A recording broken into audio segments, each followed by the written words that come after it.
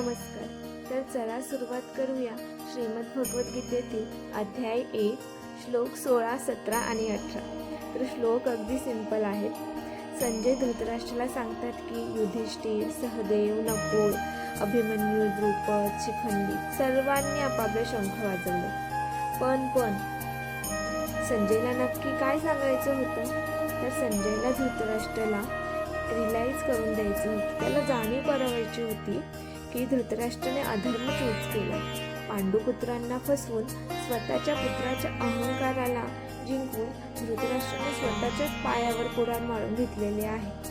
तर स्वतःच्या पुत्रांना दिलेले हे उत्तेजन नक्कीच त्याच्या विनाशाचे, सर्वांच्या विनाशाचे कारण बनणार आहे. चला तर उद्या भेटूया नवीन श्लोकासोबत.